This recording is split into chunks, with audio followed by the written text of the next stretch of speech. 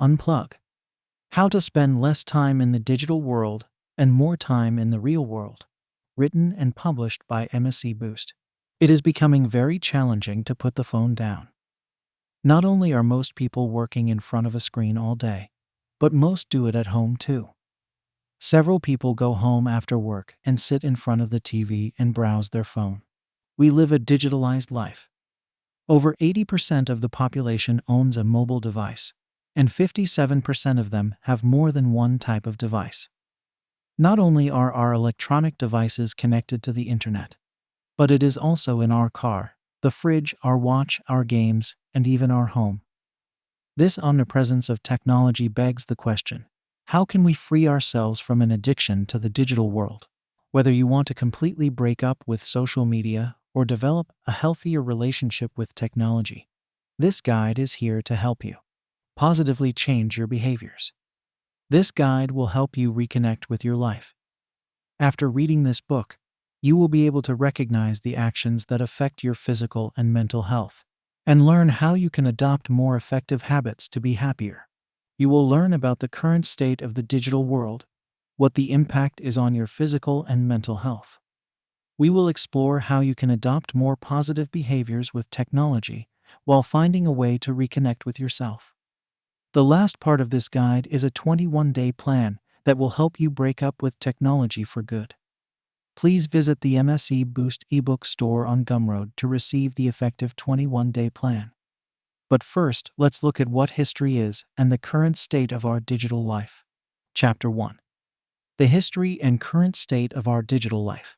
Technology has been changing our lives for years, but it hasn't always been for the best. There is a fantastic advancement in the area of healthcare where people can walk again or communicate with the assistance of technology. On the other hand, technology can also limit us, especially when we become addicted to it. While the phone was patented in the 1870s, it moved from being a landline to mobile later in history.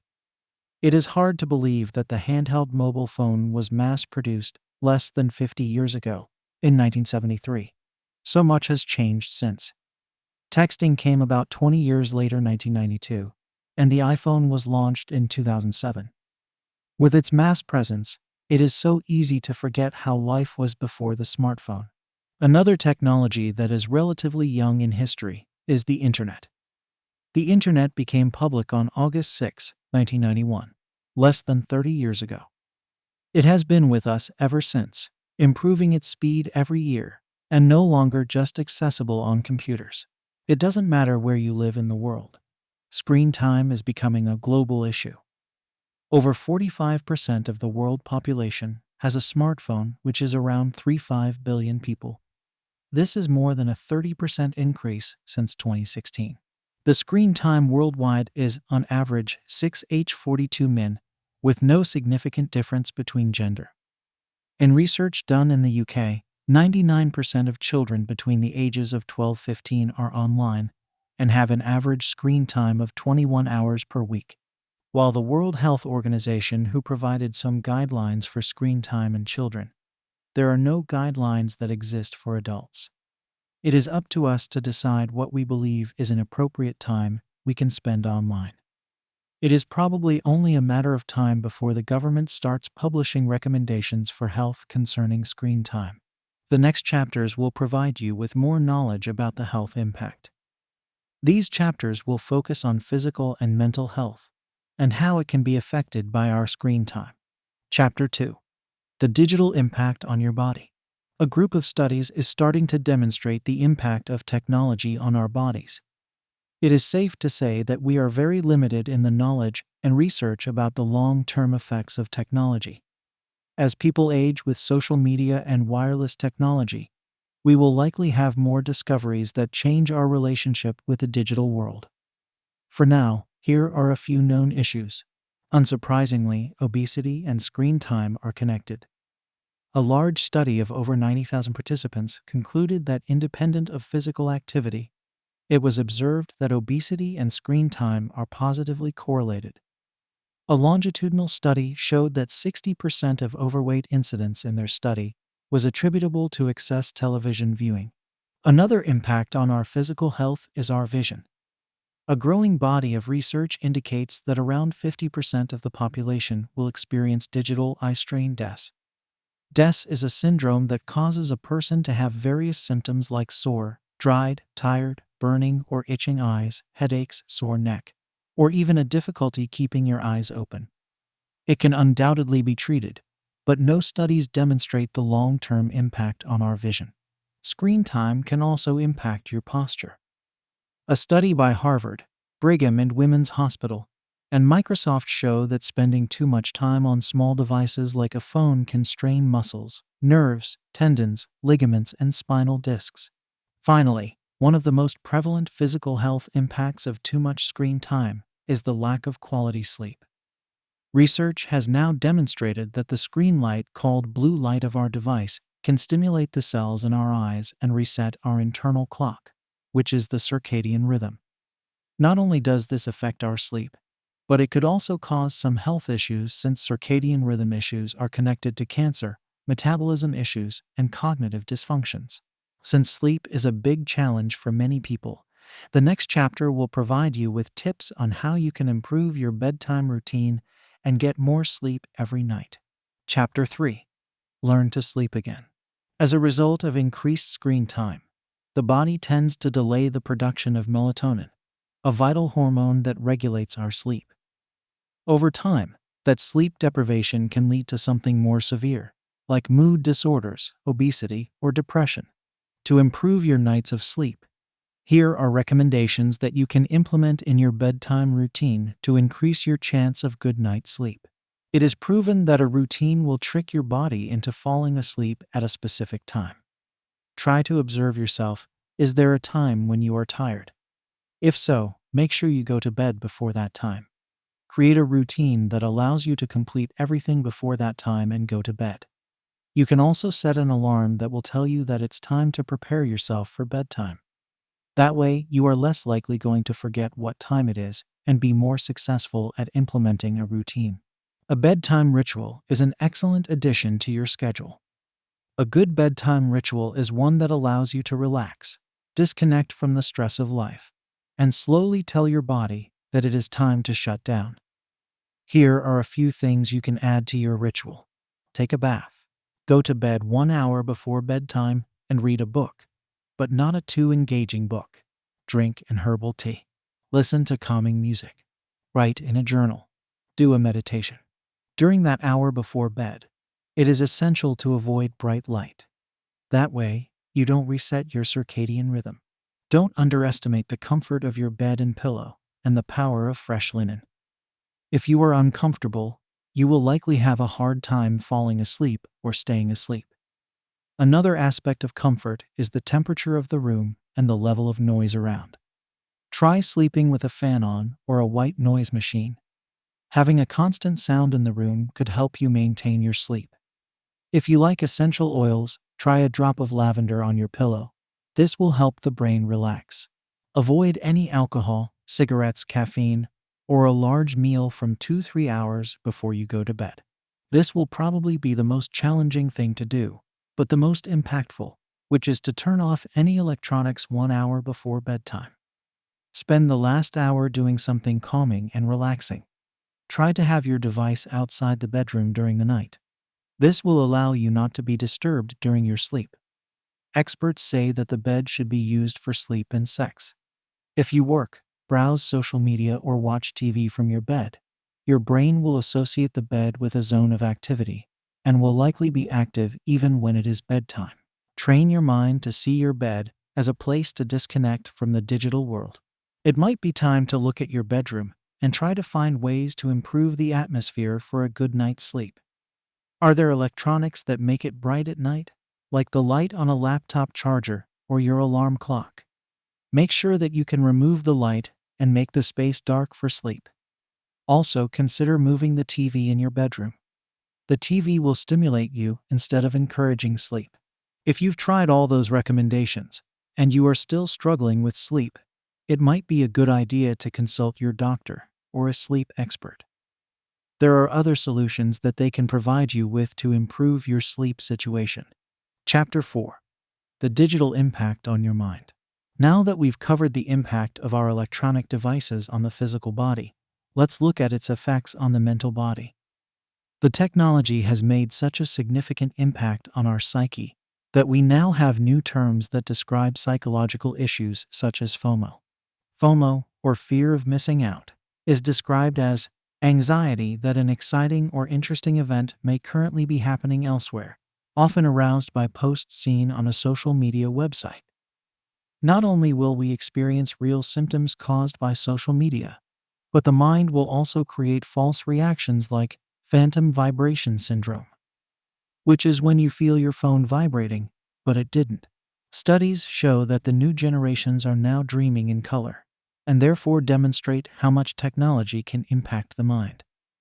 Dreaming in color is a unique occurrence connected to generations of individuals who grew up with colored TV screens. Let's dig a bit deeper into how the digital world impacts our minds. The most astonishing finding of the impact of technology on our behavior and mind is how it stimulates the dopamine. Dopamine is a neurotransmitter that is responsible for pleasure, desire, ambition, addiction, and sex drive. Research now shows that social media users experience a similar dopamine cycle as individuals who are addicted to alcohol, cigarettes, and drugs. In a study by Cheever and colleagues 2014, two groups were studies. One group was allowed to have their phone, but had to shut it down during the research. The other group had to give up their phone for the duration of the study. The results show that anxiety levels rose over time, not only in the group that didn't have access to their phone, but also amongst heavy smartphone users that were in the other group. The anxiety that arises from smartphone utilization can be associated with our fear of missing out FOMO. FOMO is a feeling of anxiety that experienced we think we are missing out on something. It is a collective term that we see in connection with social media use or online shopping. Based on surveys, 56% of social media users experience FOMO, and 69% of the millennials will experience it daily. Many kinds of research now demonstrate that FOMO is connected to the overuse of smartphones and smartphone addiction, which impacts around 50% of young adults. As mentioned before, phantom vibration syndrome is the perceived vibrations from a device that is not vibrating. In research done with over 250 undergraduates, 89% had experienced phantom vibration. Several studies now demonstrate that individuals who spend more time on social media have higher rates of depression than those who spend less time. There's also a link with suicide risk factors, where teens who spend 5 hours or more on their phone are 71% more likely to exhibit those factors. Besides, the suicide rate increase in teenagers seems to correlate with the phone usage increase between the years 2007-2015.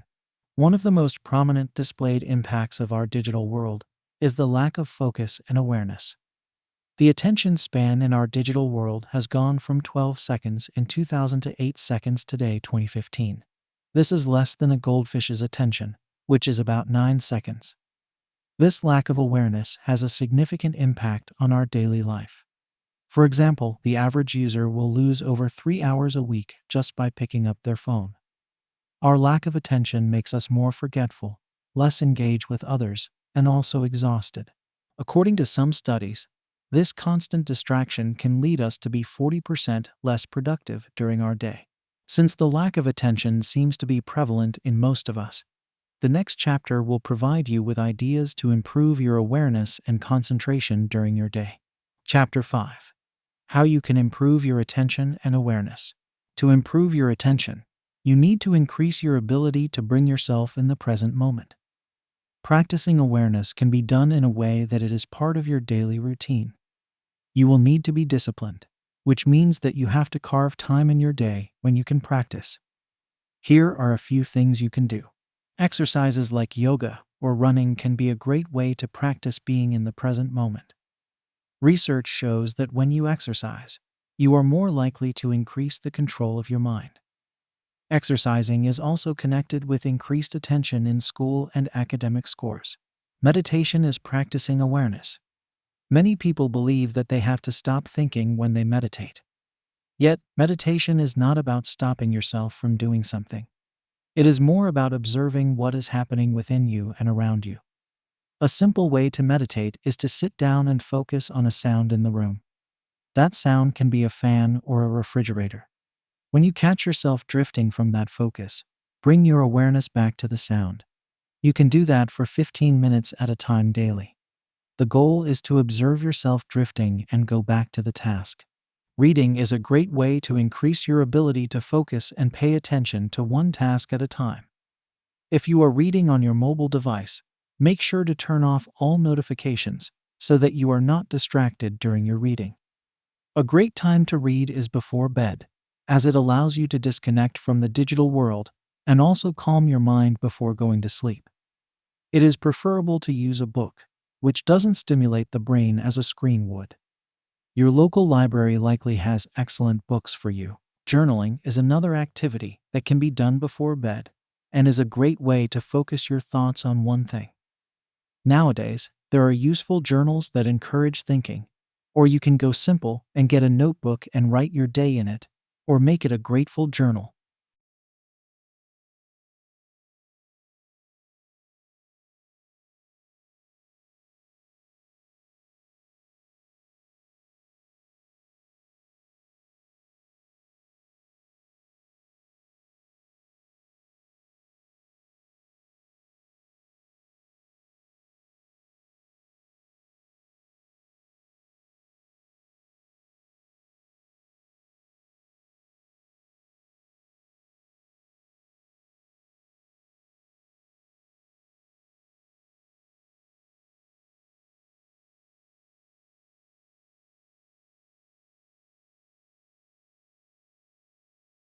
Chapter 6: How the Digital World is Shaping Your Behavior. As you have seen from the impact of the digital world on our mind and physical body, we are gravely influenced by our screen time. This influence can also shape our behavior. We often hear that technology is something that can change our behaviors for the best. For example, the use of smartwatch to increase exercises or games like Pokemon Go to get children outside. But is this positive behavior change a reality? It is a known fact that marketing firms and media study psychology to shape the behaviors of their users. You have probably noticed that the use of shocking titles or the sound notification of social media is very good at grabbing your attention. These tactics are shaping human interactions and behaviors. Nowadays, people are more likely to interrupt a conversation with another individual if their smartwatch or phone vibrates. This behavior can be extremely irritating for the person on the other side of the conversation. We are consistently entertained and receive instant gratification by our electronics. It's almost like solitude or silence has become taboo or worse, feared. Just ask yourself when the last time you sat in silence. Are you able to drive from point A to point B without music? Besides, we don't tolerate waiting anymore. People are getting more short-tempered on the roads and in line at the cafe. Another behavior is our constant need for attention from others with selfies and likes. This attention-seeking culture is making us create this cyber self that is often our perceived perfect self and world. It is a world where we can use filters to hide some inconsistencies on our skin or make our face narrower to be more pleasing. Selfies have a particular objective, which is to determine if others like it or not. This world of selfies has led to another type of behavior, which is to dress for Instagram. Some people's world becomes driven by their digital self. Being distracted by our devices all the time is making us uncomfortable with being alone with ourselves. It can also make us less capable of dealing with our thoughts and emotions. When we lose track of our true selves and become obsessed with what the external world thinks of us, we become easily manipulated and influenced by others. We lose the ability to think for ourselves and be independent.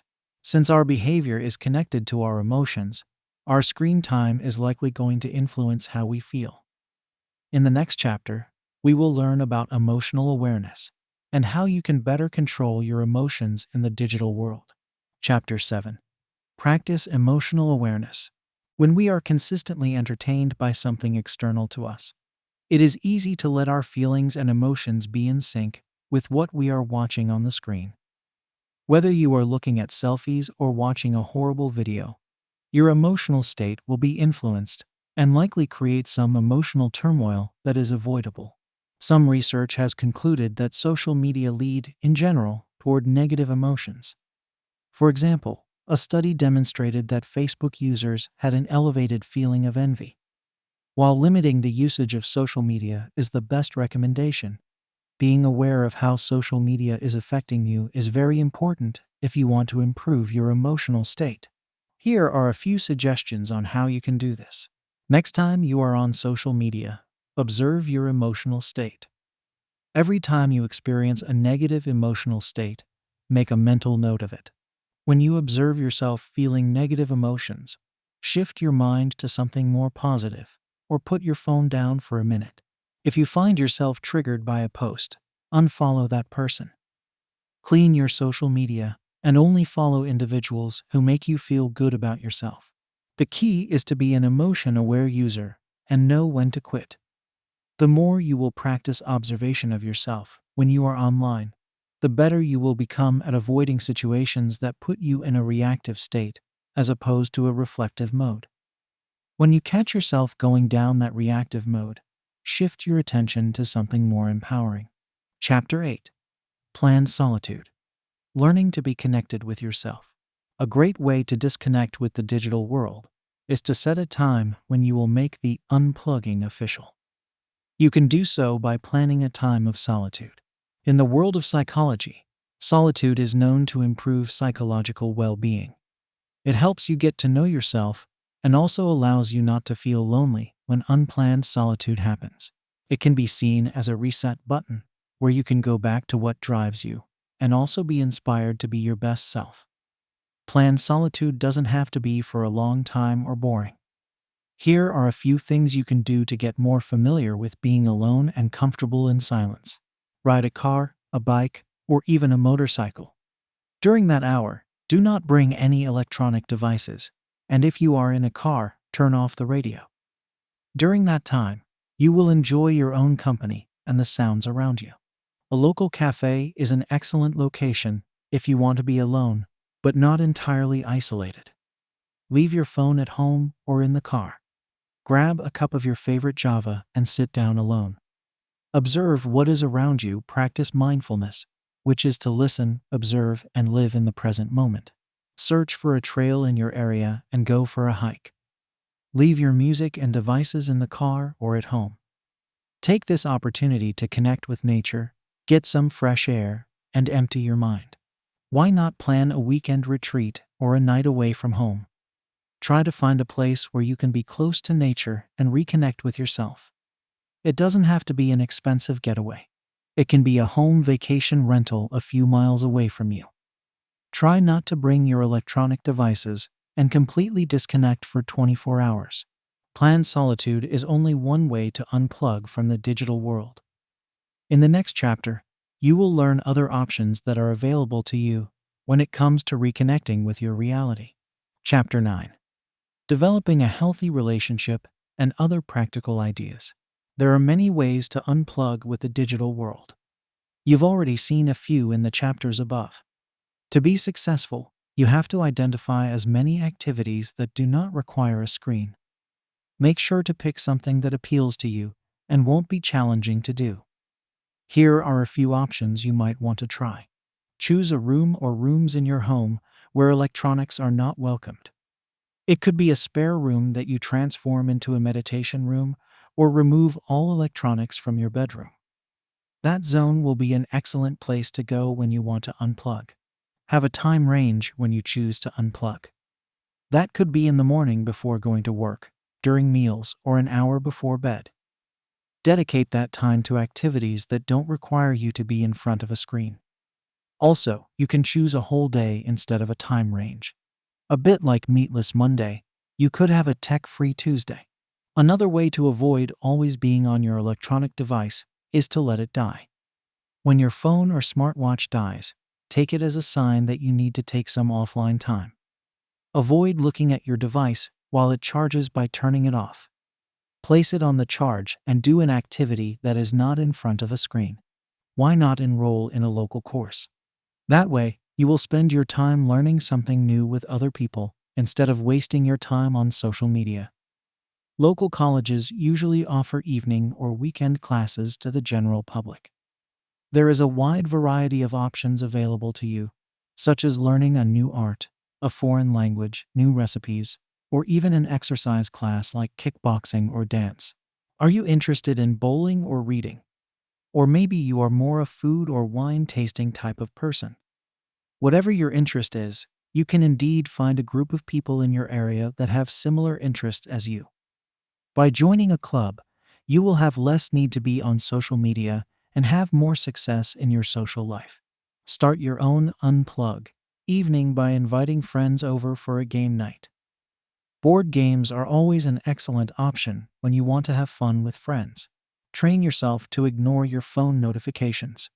Just like Pavlov's research with a dog's response to a stimulus, you are currently trained to respond immediately to a notification alarm on your phone.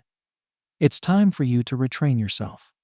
From now on, you can use the notification of your smart device as a reminder to breathe. Every time a notification sound arises, take a deep breath through the nose and exhale through the mouth. You can also use this opportunity to compliment yourself or make it a moment of gratitude. The more often you will practice this new behavior, the quicker it will become a habit. The more you are distracted from grabbing your phone or sitting in front of the TV, the easier it will be for you to disconnect.